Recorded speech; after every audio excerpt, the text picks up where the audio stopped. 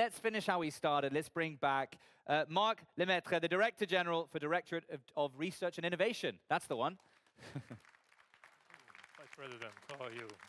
Nice to meet you.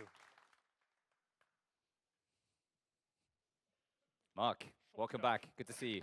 Cheers. Thanks again, Matt. Thank you.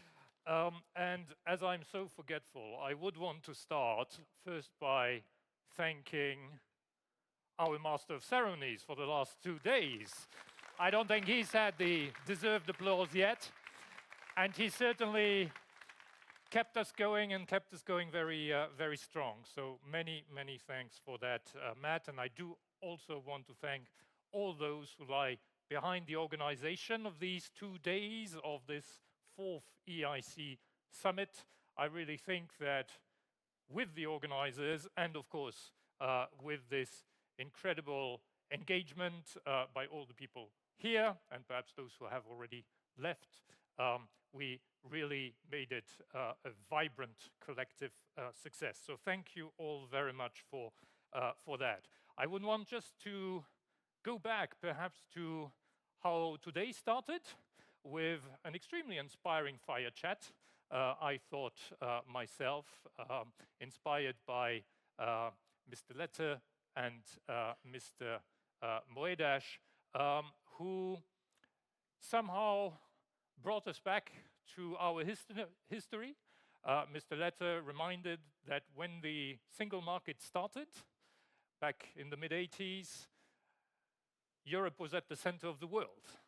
And he explained why, I think very convincingly. And Mr. Moedas went even a bit further back. Before and during the Second World War, when we saw that the center of science in the world moved from Europe to the United States, and was suggesting that now is perhaps the moment to try and pedal back and to try and become more central again. And I was happy to hear Julian also referring to the Renaissance that we can be very proud of and that we know we are capable of in Europe.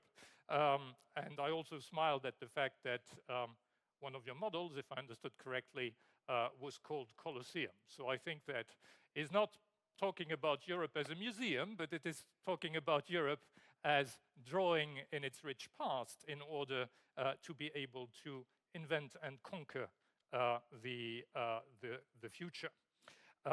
So I'd like to thank you all because we have really heard what we needed to hear at exactly the right moment.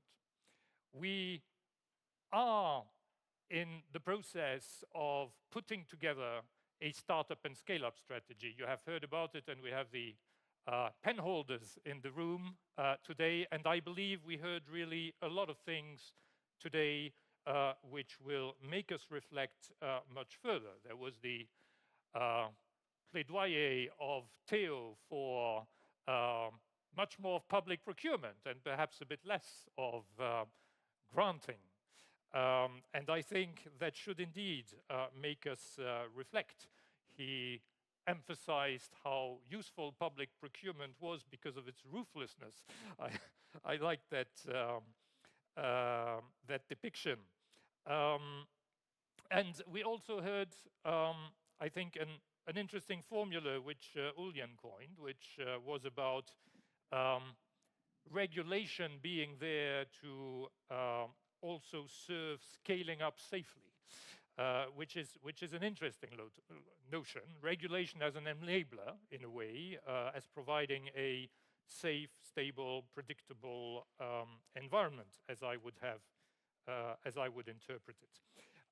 But then, zooming in also on the EIC specifically, this was exactly the right time to exchange and to hear from those of you who have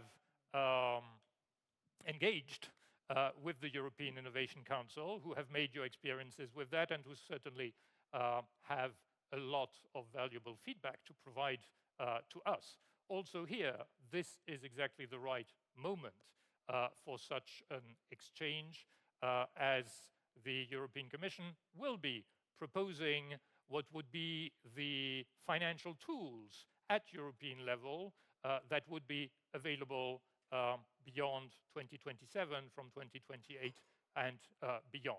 And we don't need to wait for that. We still have some means also to fine-tune the financial tools that we offer between now and 2028.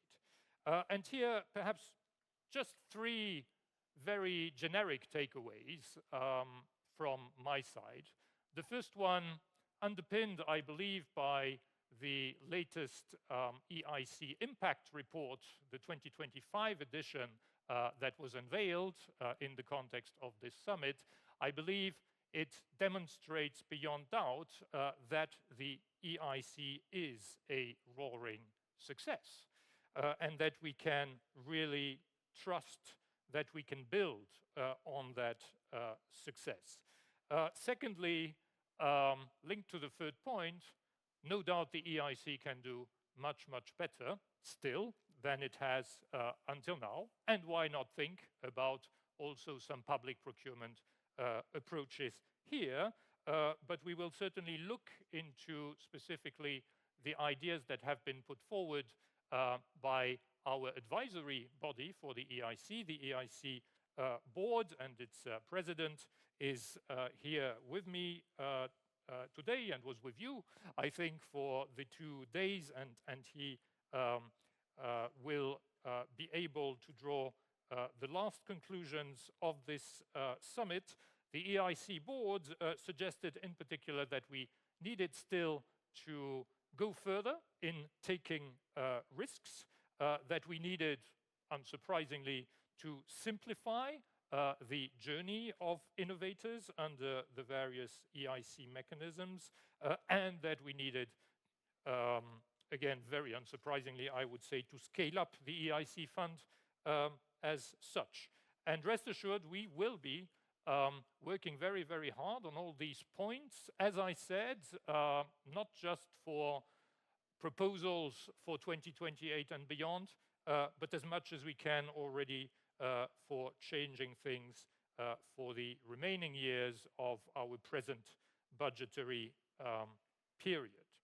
And the third takeaway I would put forward is that the EIC has to be seen as, yes, a cornerstone, but a cornerstone of a bigger structure. And here again, I would bring us back to former Commissioner Moedas, who gave this metaphor offered by an Italian astronaut, if I remember well, of the innovation system being like a pyramid.